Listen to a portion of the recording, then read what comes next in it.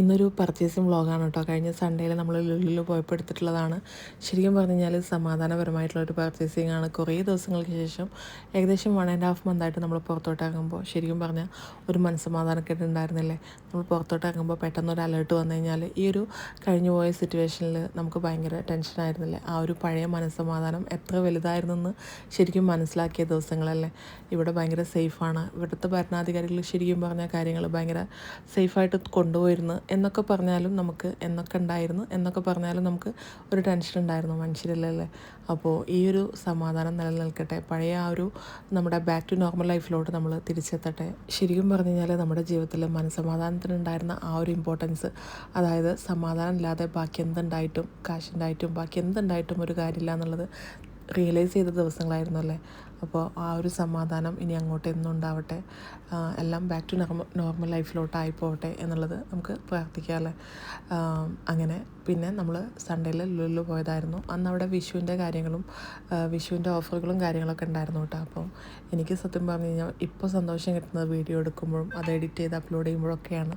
അപ്പോൾ ഞാൻ എടുത്ത് അപ്ലോഡ് ചെയ്യാൻ ശ്രമിക്കുന്നുണ്ട്, പക്ഷേ ആ ഒരു കൺസിസ്റ്റൻസി കീപ്പ് ചെയ്യാനായിട്ട് ഇപ്പോഴും പറ്റിയിട്ടില്ല. അപ്പോൾ അങ്ങനെ കേട്ടോ. അപ്പോൾ ഞാൻ എന്തായാലും പുറത്തിറങ്ങിയപ്പോൾ അങ്ങനെ എടുത്തായിരുന്നു. പർച്ചേസിംഗ് എന്ന് പറയുമ്പോൾ വലിയ പർച്ചേസിംഗ് ഒന്നും അല്ല കേട്ടോ. സമയം എന്താണെന്ന് വെച്ച് കഴിഞ്ഞാൽ നമ്മൾ പോയപ്പോൾ 50% ഓഫർ കണ്ടപ്പോൾ മക്കൾക്ക് ഡ്രസ്സും കാര്യങ്ങളൊക്കെ എടുത്തു.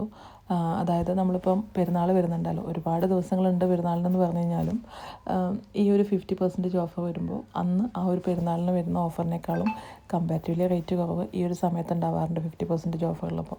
അപ്പോൾ അങ്ങനെ മക്കൾക്ക് മാത്രം ഡ്രസ്സ് എടുത്തു. പിന്നെ അങ്ങനെ താഴോട്ട് വന്നപ്പോൾ അവിടെ ഒരുപാട് വിഷുവിൻ്റെ സാധനങ്ങളും കാര്യങ്ങളൊക്കെ വന്നിട്ടുണ്ടായിരുന്നു. പിന്നെ ഞങ്ങൾ അതായത് നോർമലി നമ്മൾ സൺഡേയിൽ മാത്രമേ വരാറുള്ളൂ ലുലുവിൽ. കാരണം ഞാൻ കുക്ക് ചെയ്യാനുള്ള ദിവസങ്ങളിലൊക്കെ ഡെയിലി കുക്ക് ചെയ്യാനുള്ള സാധനങ്ങളൊക്കെ ഇവിടെ തൊട്ടടുത്തുള്ളൊരു സൂപ്പർ മാർക്കറ്റിൽ നിന്നാണ് വാങ്ങാറ്. കാരണം അവിടെ ഓർഡർ ആക്കിയ വീട്ടിലേക്ക് കൊണ്ടുവന്ന് തരുമല്ലോ. ഇതിപ്പം ഡെയിലി ഒരുങ്ങിപ്പോയി നമ്മൾ ലുലുവിൽ സാധനങ്ങൾ വാങ്ങി തിരിച്ചെത്തുമ്പോഴത്തേനും ടയർഡായി പോകും. അപ്പോൾ കുക്ക് ചെയ്യാനൊക്കെ ഒരു മടി ഉണ്ടാവില്ലേ. അതുകൊണ്ട് സൺഡേയിൽ മാത്രം ഹസ്ബൻഡിന് ഒഴിവുള്ള ദിവസം മാത്രം ലുലുവിൽ പോയിട്ട് ബാക്കിയുള്ള എല്ലാ ദിവസങ്ങളിലും കുക്ക് ചെയ്യാനായിട്ട് തൊട്ടടുത്ത സൂപ്പർ മാർക്കറ്റിൽ ഓർഡർ ആക്കി വാങ്ങുക, അങ്ങനെയാണ് ചെയ്യാറ്.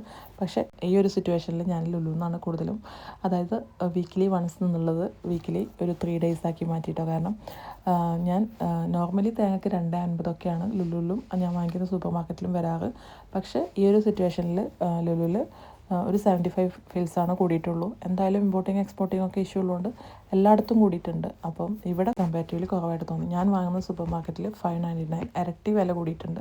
പക്ഷേ ഇവിടെ ഒരു 75 ഫിൽസാണ് കൂടിയിട്ടുള്ളൂ. അപ്പോൾ അതേപോലെ തന്നെ അരി, കോക്കനട്ട് ഓയിൽ അങ്ങനെയുള്ള കുറേ ഐറ്റംസിന് റേറ്റ് കുറവായിട്ട് ഫീൽ ചെയ്തു.